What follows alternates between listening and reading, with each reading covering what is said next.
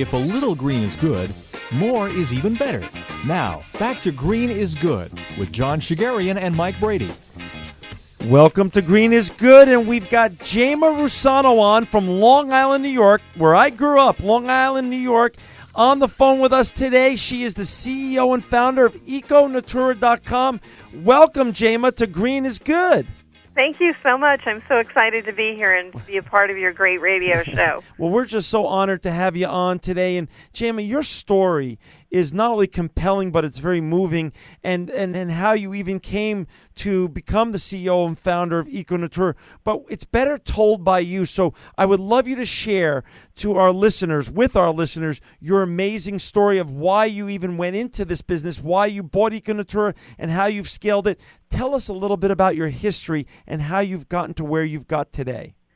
Sure, I'm happy to. I spent 33 years in the cosmetic industry. I've worked for Dell Labs, who makes Sally Hansen. I worked for Revlon and a company called Beauty Labs, which my husband and I own part of. And, you know, just knowing and understanding the industry, being around the cosmetics, you know, we were always given all kinds of products and had, you know, access to great stuff.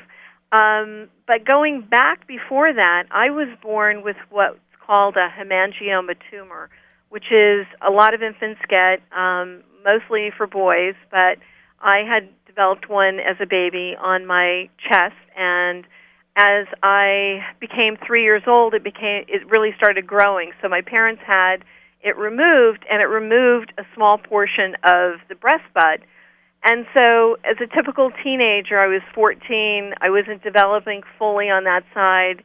My mom was in the modeling industry, and I begged her, you know, to help me, and I had a small silicone breast implant put in, and it remained in my body for over 19 years. Wow. As I worked through the industry and had my kids, I started to get sick. I never put two and two together to think that it could be an implant that was causing migraine headaches or stomach problems, you know, all of these different ailments that I started to have. And I later found out through a couple of other, you know, courageous women that came out that really this was the culprit of the majority of my problems. And I started putting two and two together. I started working with some of the top researchers, one of them on Long Island from Schneider's Children's Hospital, and he's a top pediatrician, and we went back. My biggest concern was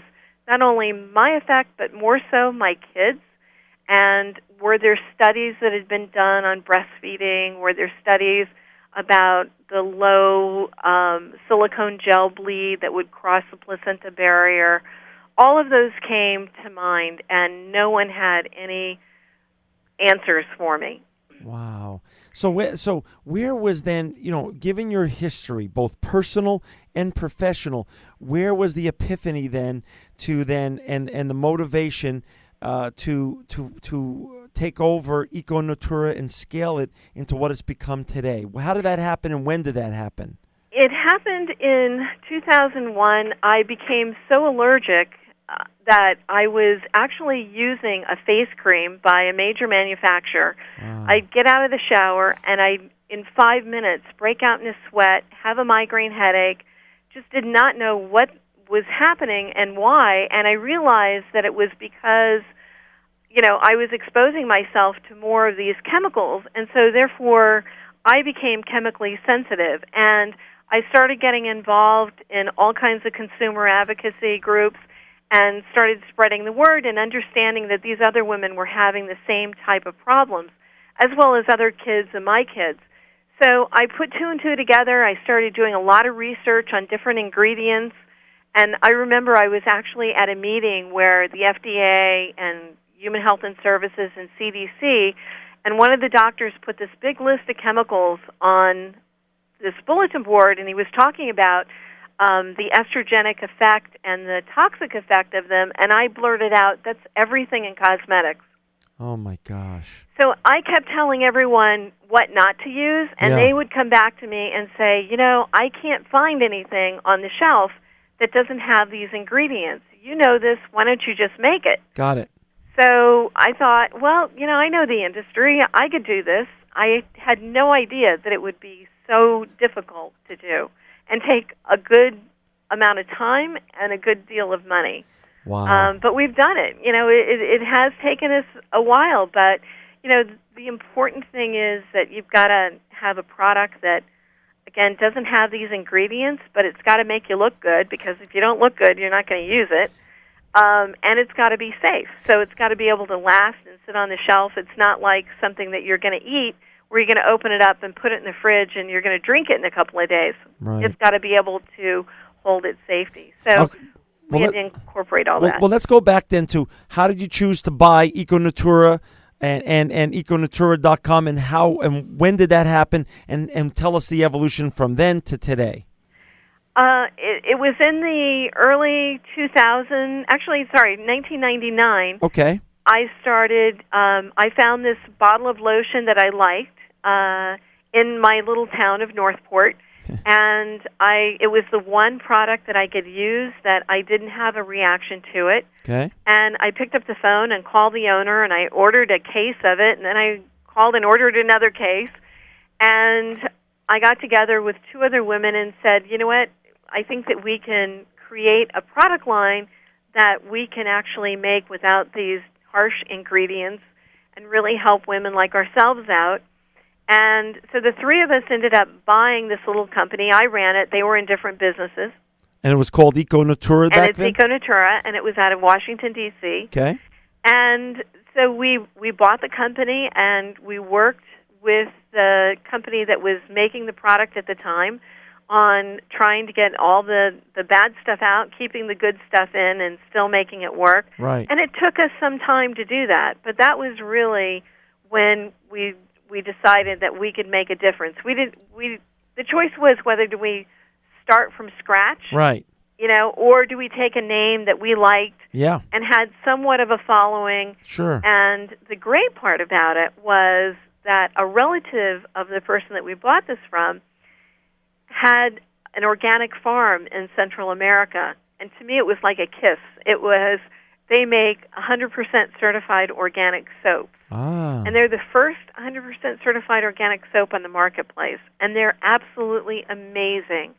And so we incorporated that whole philosophy of the ingredients from the rainforest into our product line, and how we could make the most without hurting the rainforest, all with renewable resources. And then we took it a little bit further. We decided that, with all of our knowledge, that we really wanted to make a product that was estrogenic activity free. And if you want me to explain that whole jargon, I do, but I do, but I first want to tell our listeners who are out there who are in front of their computer now, or are going to be in front of their iPad in a minute or so, look at Jama's great site, EcoNatura.com, EcoNatura.com. So how long did it take you to develop products? After 99 to 2001, when you bought the company, you started reinventing it with your partners. When did you actually how long did it take you to have good products that you were proud about and that you could really put your full force and energy behind, and to get those onto the market? It took us about 4 years to get the soaps on the market. Okay. And then it took us about 6.5 years to really get a full line of skincare, a full skincare regimen from shampoo to conditioner to lotions on the market.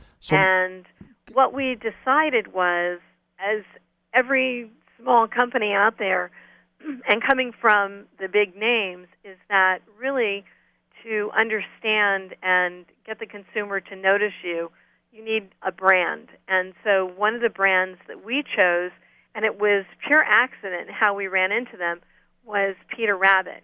We really had not focused on baby care, but when we realized that Peter Rabbit, the company from Beatrix Potter, was looking for a clean, natural, organic skincare line, it was a perfect fit. We were just like, it was meant to be.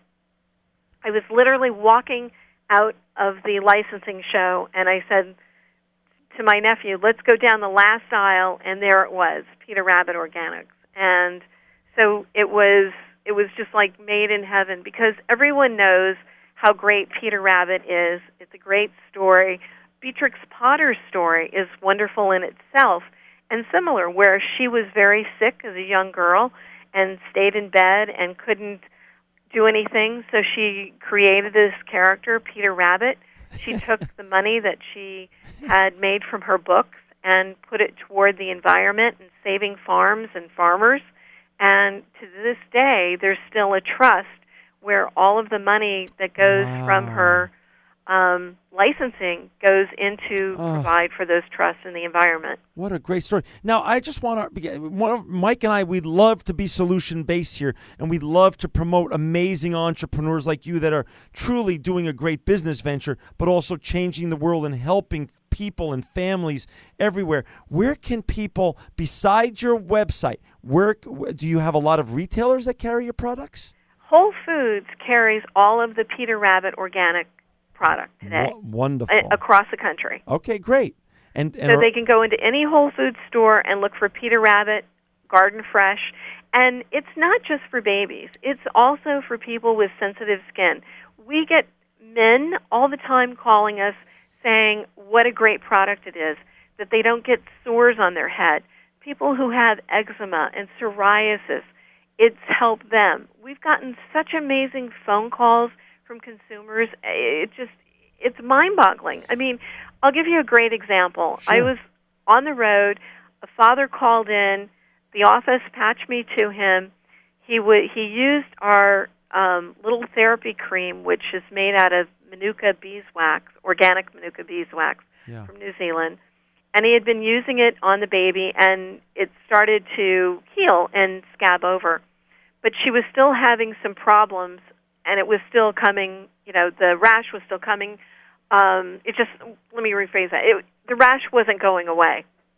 Okay. So I asked him what he was using as a wash for every day, and he got a product, and he told me what it was. It was one of the major brands. And I asked him if it had sodium lauryl sulfate in it, and he said, yes, it did. So I said, look, I'm going to overnight you our product line. And I sent him our skincare regimen, the shampoo, the lotion, the therapy cream, and the baby oil, and the wash. And I asked him just to use it for a week. That's all I ask. If not, I'll give you your money back for the therapy cream, but just try this for a week and see if it helps. Not only did he call us crying, it was the first time that he and his wife had slept for 3 months. Their baby's rash completely was gone. So, wow. I mean, they went to the doctor, and the doctor said, well, I wanted to put her on all this different medication. And they said, no, we're just going to stick to this regimen. It's gone. It hasn't come back. And to this day, they haven't had a problem. All right, so you're not only changing the world and leaving a great environmental legacy, you're also changing a legacy industry, the cosmetic industry, and you're also feeling the effects of helping families one by one across the United States. We are. It's going back to that adage of trying to connect the dots.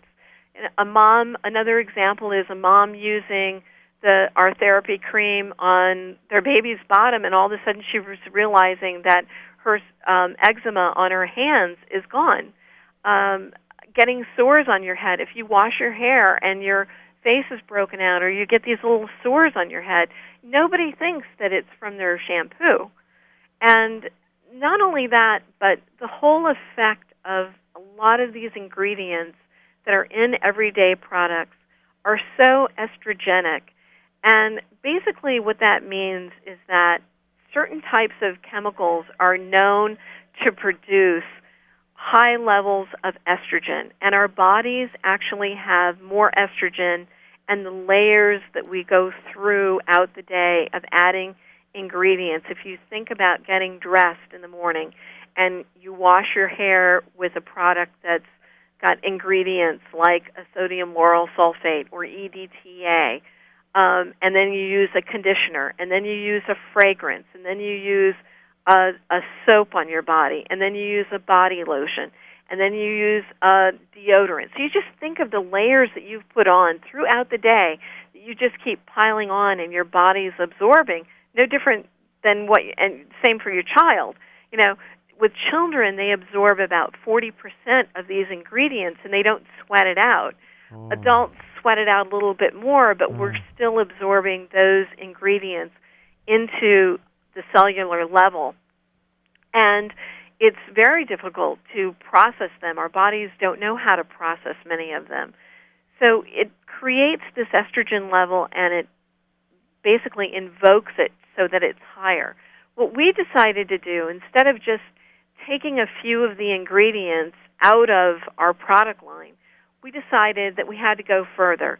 We had to make sure that not only our package, which is the bottles, do not contain phthalates or bisphenol A or any of the other 26 plasticizers that make up bottles that are out there, but also the ingredient, the formulation had to be able to maintain that as well. So, and there's many natural products that are estrogenic. Lavender is a good example. Lavender is very estrogenic. Wow.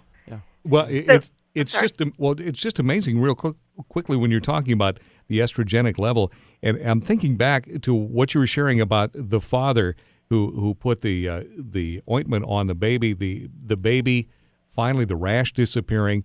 The doctor was going to administer a bunch of different drugs to the baby. So not only did the upshot and the takeaway of all of this, Jama, is the fact that the baby's skin got better and the baby didn't have to take a bunch of unnecessary medicine. Exactly. And the parents didn't have to, not only their exposure of that medicine disappeared, but the parents, look at all the money that they saved as well. Unbelievable. And we believe that we priced our product line so that it's affordable for everyone. It's not a luxury item. It's an item that you can use every day. And, again, everyone deserves it because there's no child that should have to go through that. When you hear a baby scream that their skin is itching and scratching, and it's horrifying. Jama, we're down to 5 minutes, so I just want to get your story's amazing. Your company, I want our listeners to get the full breath. But for our people out there, our listeners out there that want to now buy your products, your website, Whole Foods, are there other outlets?